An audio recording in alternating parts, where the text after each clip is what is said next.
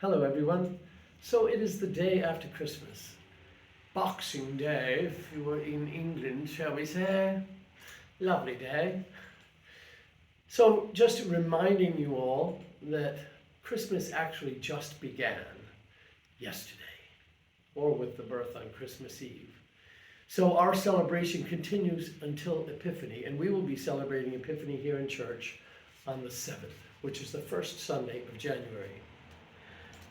So today I'm going to share with you a story called A Christmas Tradition, a short story of love, hope, and peace by Sheila Hofmann.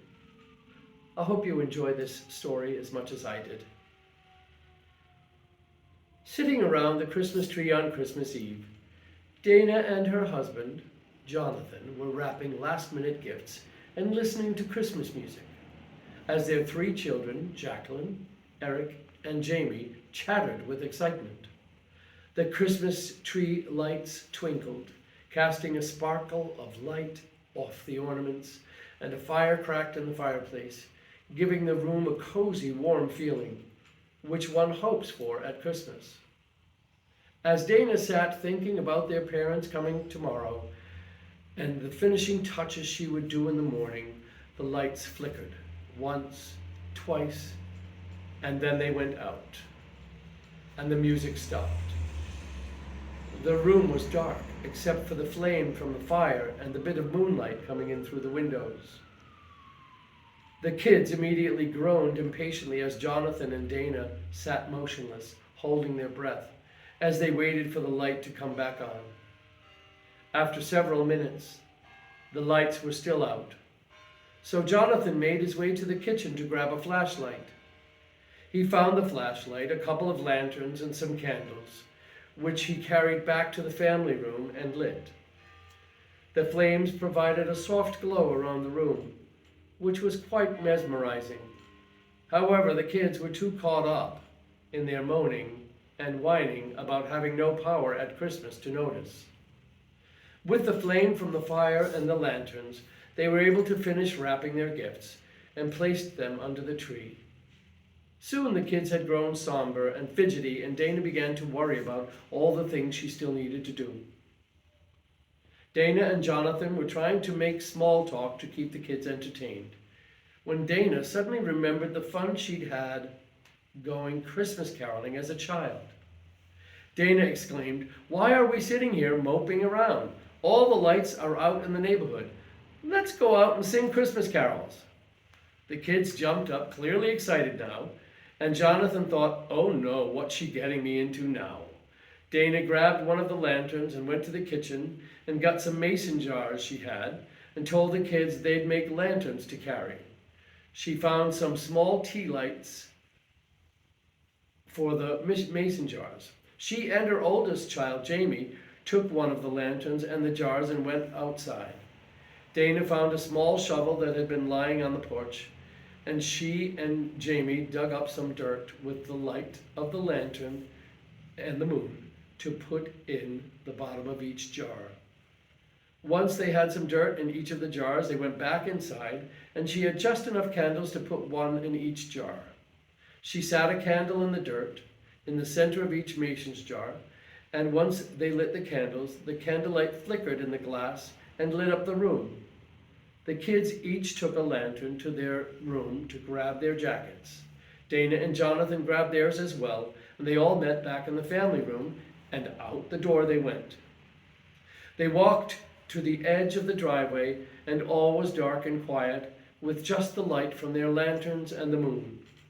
They each held their lantern high and began singing, "Hark the Herald Angels Sing," as they turned to begin their trek down the street. At the first house, they paused at the foot of the driveway and sang. In the stillness of the night, their voices rang out loud and clear. They soon moved on, stopping again at the foot of the next driveway. When they finished the first song, they began singing "Joy to the World." It wasn't long before some of the neighbors began coming out of their homes, holding candles or flashlights, and joined in the song from their porch. At the fourth house down, Jamie's friend Sarah lived there, As they stopped at the end of her driveway and sang, Sara and her family came out, holding a couple of candles.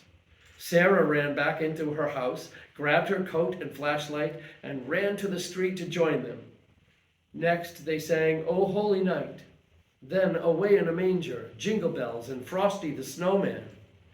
Pretty soon they had quite the crowd, all singing and holding their flashlights, candles, and lanterns. As they moved back toward Dana's home, they all stopped and gathered in the center of the street. There, in the moonlight, with the stars shining, they began singing Silent Night.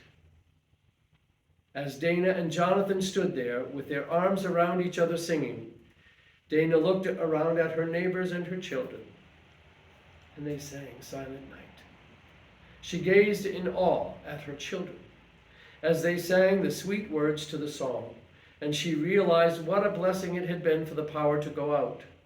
Standing there with her neighbors, she knew their neighborhood would never be the same. This was an experience they would all treasure for years and years to come. Dana and her family began a family tradition that year. From then on, every Christmas Eve, they turned off the lights, lit their candles and lanterns, and joined their neighbors outside to sing Christmas carols. I thought, what a beautiful story. And the last song that they sang was Silent Night. And I don't know if you all remember that story, but Franz Gruber had written that carol for his church because the organ died that Christmas Eve morning and they needed something. So he played his guitar and they sang Silent Night. And it has become one of the most beloved Christmas carols of all time and touches each of us as we sing it in our own candlelight ceremonies in church. May we all think of that this Christmas, and may we all maybe create a new tradition that will last, that will be extra special, and bring the light of Christ into our hearts as we celebrate this blessed day. God bless you all.